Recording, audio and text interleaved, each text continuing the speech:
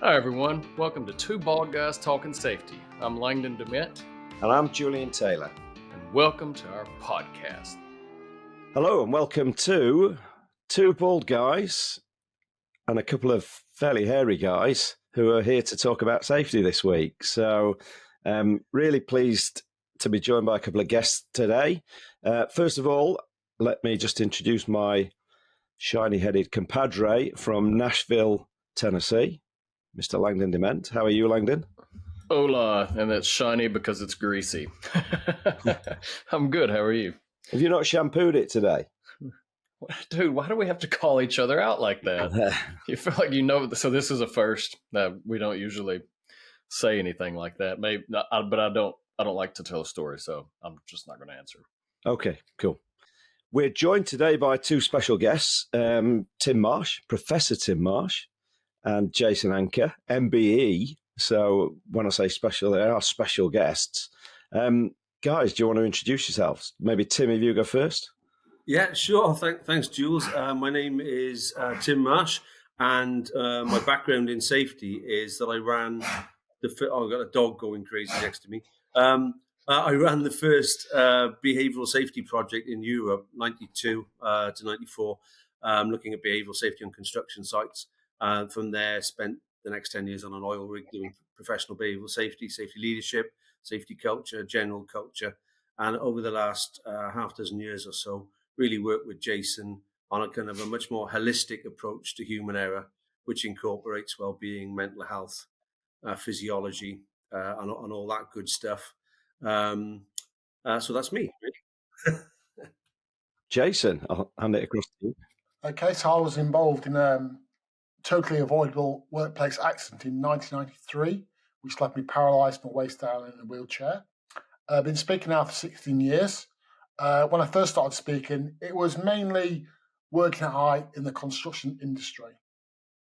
And obviously, as my story sort of progressed over years and joining with Tim, it's made me realise that my well-being played a quite significant part in me choosing to work unsafely. What got you into speaking about safety? Obviously, you'd had your incident, but how did you end up then becoming this high-profile public speaker? Quite bizarre, to be fair. I was drunk at a Christmas party, and a complete stranger just approached me and asked me why I was in a wheelchair. And we subsequently met up. His name was Dan Terry. Unfortunately, he's passed away now. But Dan was very much into running behavioural safety type presentations. And he said, I don't really like playing a video. What I think I would do is have someone live in the room to give a live story of an accident. And back then it was very raw. Obviously, I'm not spoke to anyone about it, probably not even myself. So when I first started, it was very raw. I was very angry. There was a lot of blame still in my presentation. It took me a few years of me presenting to then to switch to realise what role I'd actually played. Yeah, I was let down that day. Pressure was put on us to get a job done, a rush job, end of shift. I fell off a ladder, the ladder slipped. I knew it was unsafe, but for many years I blamed everybody else. It was all about blaming. Look what's happened to me, and don't be like me. Over subsequent years, I've made quite a lot. In fact, when people see me today, you saw me years ago, think I'm a different person because he was very angry back then, and I was very angry. But over years, I've mellowed, and obviously, even more so, linking up with Tim, it made me realise, why I did what I did, and it was a massive, like awakening, really, to understand that there was more to than. For a lot of years, it was all about speaking up. If I just get people to speak about safety, everything's going to be okay. And, speaking up for me is obviously very important, but it's where it normally sits. So just before you're going to do something unsafe, we want you to stop and to speak up. As Tim will delve into a little bit more, there are many reasons, in fact, why people choose not to speak up. Embarrassment, not want to make a fuss. Mine was I was on a really bad day. I had a bad year, to be fair. So coming to work for me was a chore I didn't want to do. Didn't want to work in construction. It was forced on me due to recession. So I was turning up for work in a pretty poor state every day, for months before it happened. And, on that day, the ladder slipped. I didn't get away with it, but I'm not, I'm not embarrassed to say there's many situations in the months that led up to my accident where I took shortcuts and took risks. But as we all know, 99 times out of 100 or 9 times out of 1,000, sorry, you're going to get away with it. And, I've always said if my accident not have happened, people often say to me, give yourself some advice back then. I hate doing it. I hate doing it. I said, look, there's no point in going back in time because I can't do that. I can only do what I do now. I know Jason in 1993, even if I had spoke up, even if I had not done what I did, I would have still gone to the pub after work. I was still being late home. I was still, my marriage problems were still in there. The debt, how long will it have been till that situation arose again and I've done the same thing? Where I know how I live today with my well-being, all the things I do, look at my mental health. Jason today would not have climbed that ladder. Jason today would have spoke up in the morning. Jason today probably wouldn't even know he'd walked off that job.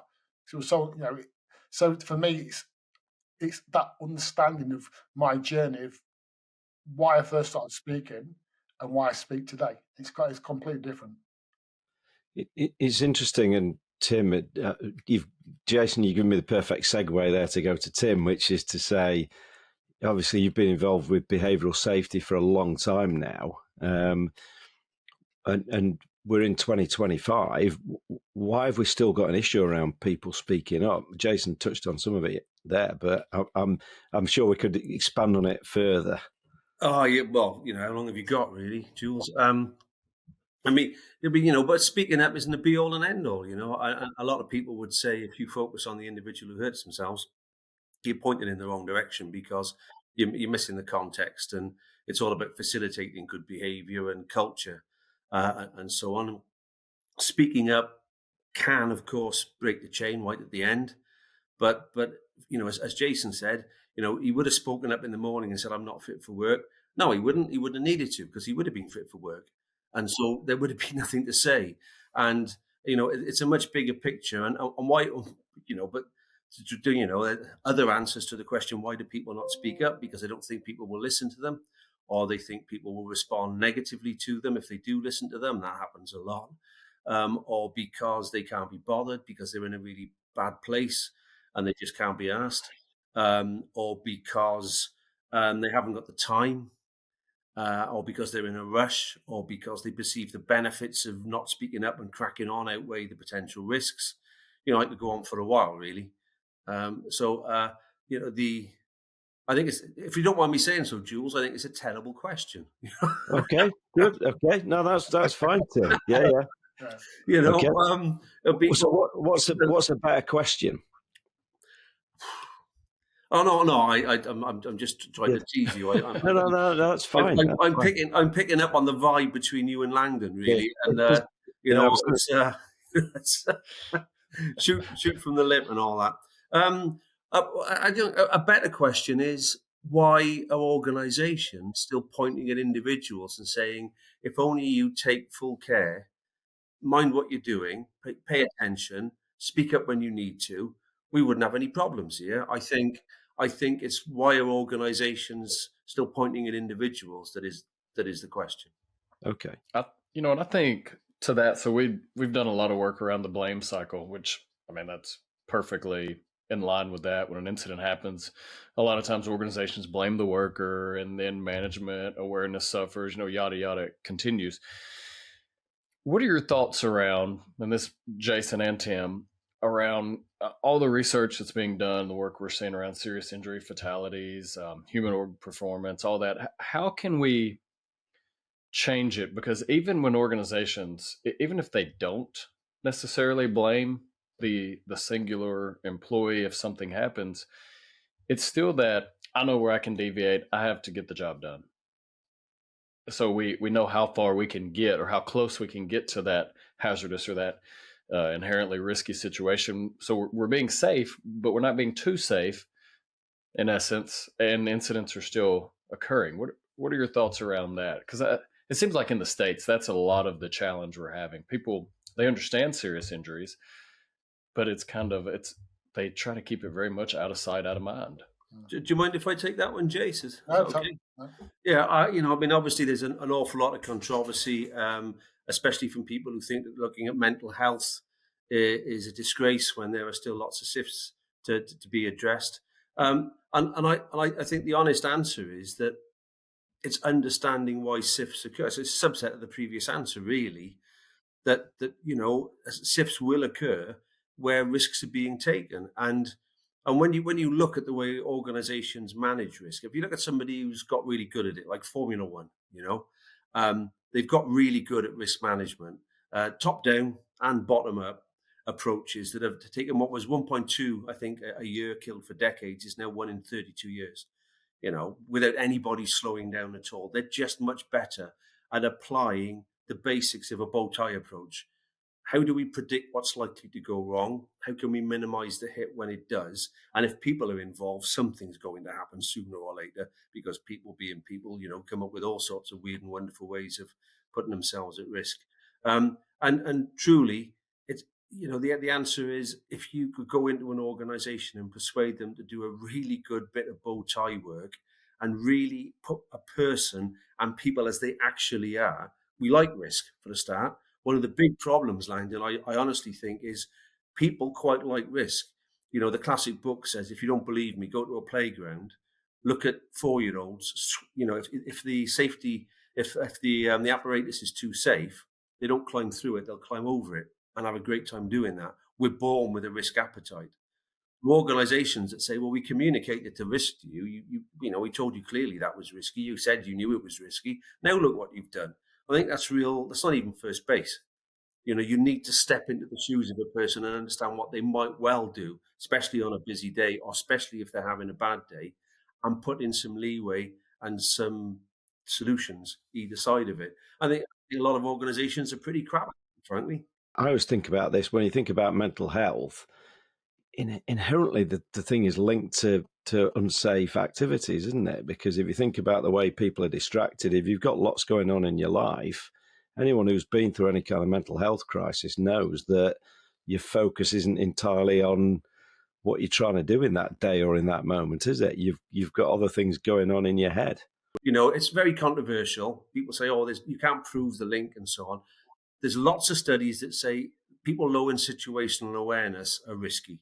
People who are fatalistic, Heinrich's principle about the luck you get, and so, deserving the luck you get, tend to be risky. People having bad quality conversations, make bad quality decisions, tend to be risky. I mean, the very essence of safety differently, which kind of overlaps with where we are here, and is that it's all about the quality of dialogue.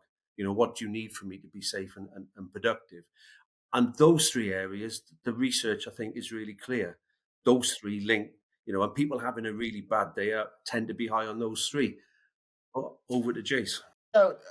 Like I say, Tim, I think I'm the classic case study. Even today, there are a lot of people, very well thought of safe professionals, who've got a problem with this because there's no proof or they can't. For me, mine was twofold. You could say I was such in a bad place, I just couldn't be bothered. And the second one is, when you're in such a bad place, you come blind to the risk as well. You don't even see the risk. So there's a chance you're so blinkered because you're in such having a bad day. You're so blinkered, you might not even spot someone else working. And if you spot someone else working, there's a high chance you'll say, "Oh, let them go on with it. It's not my problem." We've coined a phrase, over the last 8 years. It's got a bit of legs to it now. We call it the FFIT moment. It stands for what it stands for. But it's what I said in my head just before I did what I did. It was like the FFIT moment. I know it's unsafe. I know I shouldn't be doing it. So I did all the things I was supposed to do. I stopped. I thought about it.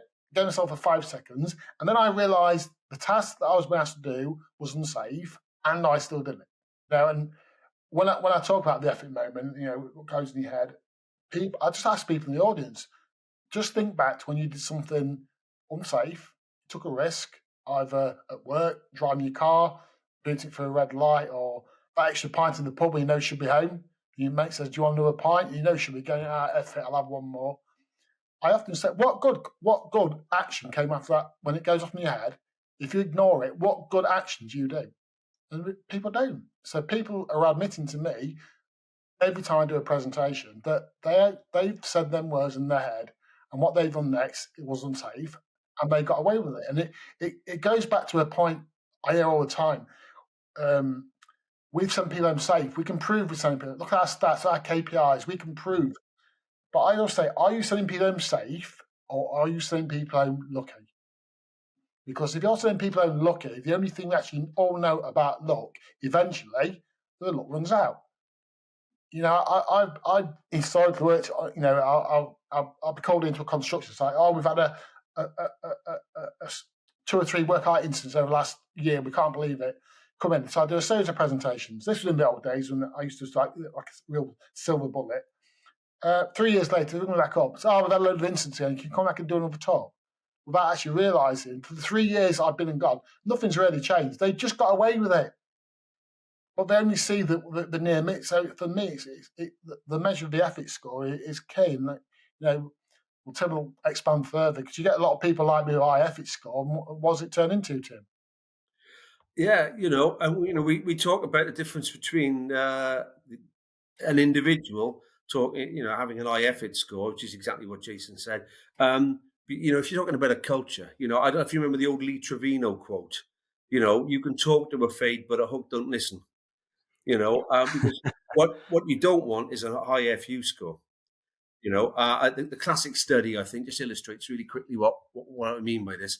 Take $100. It's an American university, split between 2 students. First student gets a chance to make an offer to the second student of how they split it. But the rules are they get one offer, they either take it or they decline it, and that's it. So a lot of students said, well, we'll split it 50-50. And they went down the bar and got drunk together probably and had a great time. Some kind of went 60-40, some went 70-30, with different bars probably. Yeah. But when it got to 80-20, something really interesting happened, because at 80-20, people started saying no. And the person who made the offer would say, what are you doing? What are you mad? You've just turned down $20 for free. And the person would say, no, I didn't turn down $20. I just spent $20 for the unutterable joy of telling you you're miserable. Do one. And if you understand that mindset, you kind of understand what the FU score is, which is where if we treat people badly enough for long enough, they can get into a really bad place, and enough of them, and then you've got a toxic culture.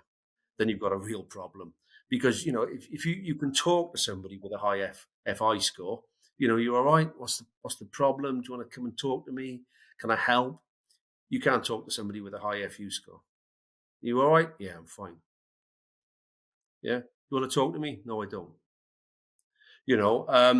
So when we're talking about culture at a real down and dirty level, this is what we're talking about. And there's lots of things that organizations do or don't do that impact on those 2 scores on a daily basis. What are the sort of the practical things leadership can be thinking about to affect the FU score? Because that's a really interesting piece for me, Tim, is leadership. So often, even the unconscious things they do affect that score negatively, don't they? Because they're not thinking. So it's, what are some of the key things that people should be thinking about? Well, lots and lots. I mean, at an individual level, if you have somebody with a high need for autonomy, they kind of need to be self-employed, or they're stressed to hell. You take somebody with a really low need for autonomy and give them that level of autonomy, they'd never sleep. But on a more, so it's about individual differences and preferences, and people who want to develop their skills, who haven't got the opportunity, et cetera. But a couple of simple examples. You're at an airport and the tannoy goes off and says, your flight's delayed, sit there and shut up. It doesn't take you very long to get really quite fed up. You need information. You don't want to be treated like a hamster on a wheel. Or, a classic one to try and tie some basics of culture together. Somebody says to you, I want this job doing safely, but by Friday. We all know that means by Friday, just like, you're a nice bloke, but get your coat, you're going home alone. And so what happens is, of course, we're triggered, often quite subconsciously, to give people the job done by Friday as safely as is viable. And then something goes wrong. And we all end up in court. And the worker and the supervisor, says, well, I said safely. I've really explicitly said safely. Don't know what's gone wrong with this. And the worker will say, well, you kind of did. But, unless you've got a film of the incident, it's all over to the lawyers. that person then gets blamed, and their colleagues stand around and they see this, and that can pump up your FU score, with that little chain of events, because it's the worst thing in the world is to be treated unfairly. Laws are just a kind of often clumsy and biased by the people who wrote them attempt to make us behave fairly to each other. We judge others much more harshly for being unfair than we do for being illegal. So, if people feel they're being treated unfairly, you've got lots of fuel on the flames there.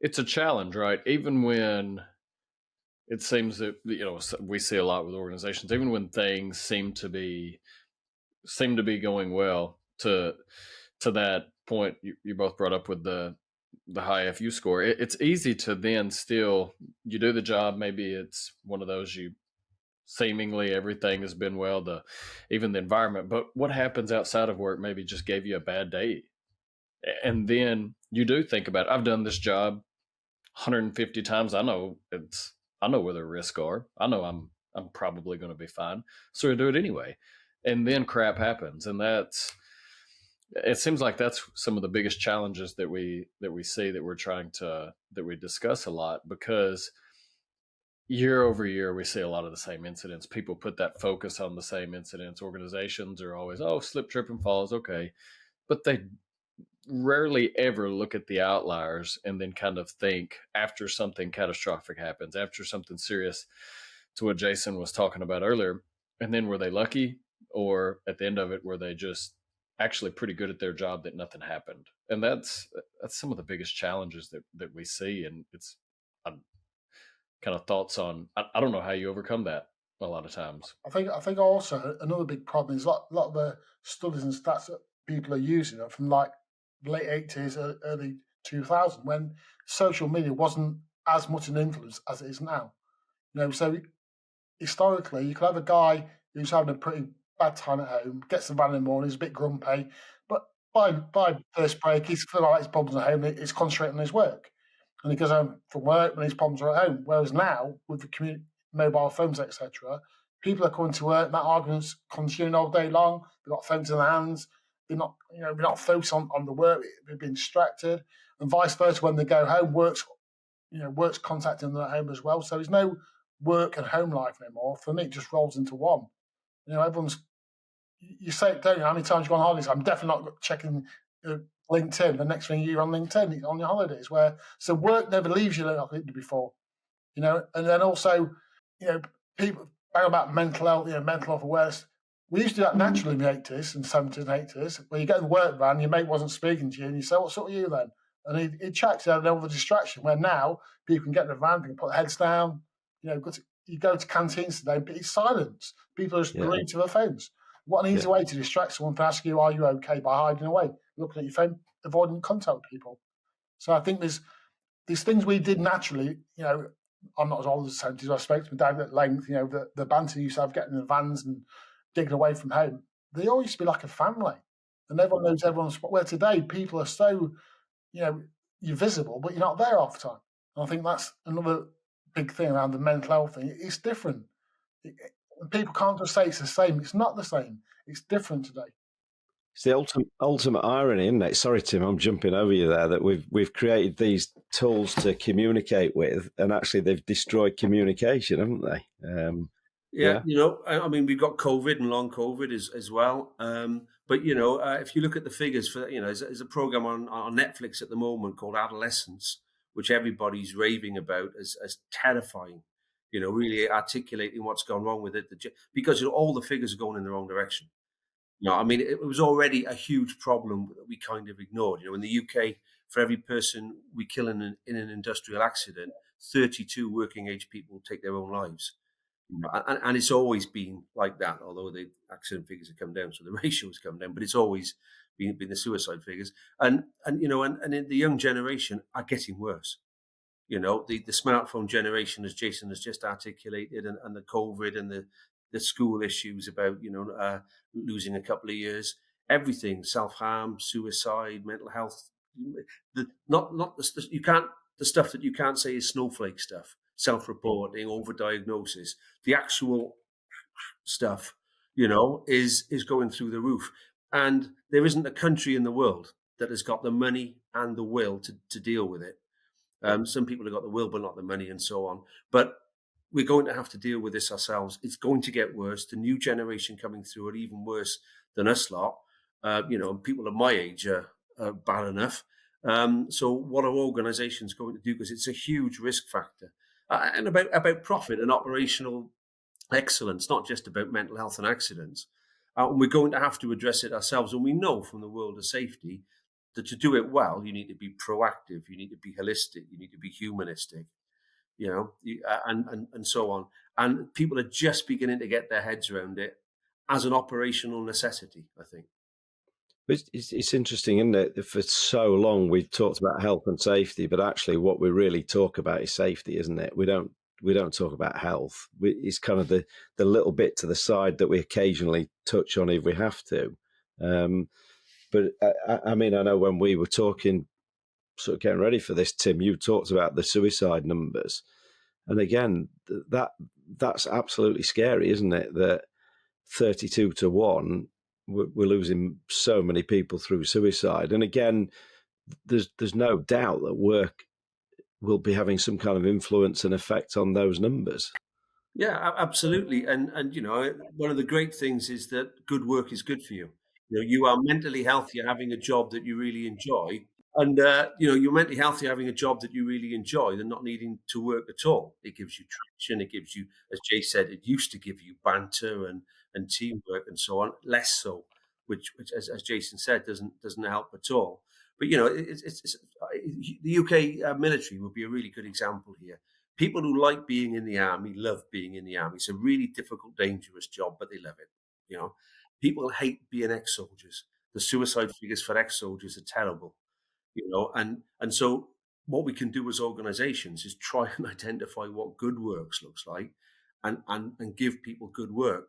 It keeps them upright and sane naturally, gives them purpose and meaning, banter, social interaction, and so on. I was watching, there's another fascinating program. I'm trying to remember, I was just racking my brains, Tim, trying to remember whether it was on Channel 4 or Channel 5, but they did an experiment at this school in Essex where they didn't just ban mobile phones in school time. They took them off the kids full stop for 21 days. And it was fascinating watching this kind of transformation. At first, you had all these kids kicking off, big style. I want to play my games, and I want to text my mates, and I want to do all this. But then what you actually saw was children turning into children again, where they go around and knock on the mate's door and go and play outside. Do that stuff that's good for you. I remember the program. I didn't watch it because I didn't watch Channel 5, of course. Now I'm all posh and professional and everything. But I did hear a review of the program on Radio 4. Yeah. So. But it was fascinating, but the scariest thing was actually some of the parents sort of pretending to be a 13-year-old child and getting a new phone to see what would happen when they logged on to certain platforms.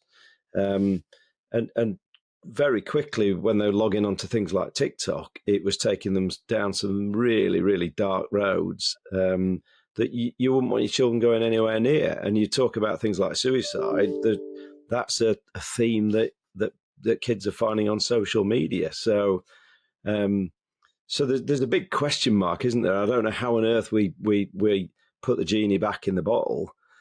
But smartphones, we say they're not good for kids. They're not good for adults either sometimes, are they? Been a great conversation with Tim and Jason. We hope you've enjoyed it. If you have, please be sure to come back and find part 2 and listen to what else that they've got to say. Thanks for tuning in to this episode of Two Bald Guys Talking Safety. Don't forget to follow and subscribe wherever you stream your podcast, or you can visit us at evotix.com. And if you've liked today's podcast or you found some value from it, we'd really appreciate it if you could head over to Apple Podcasts and leave us a review or a rating. It really means a lot to us. Thank you.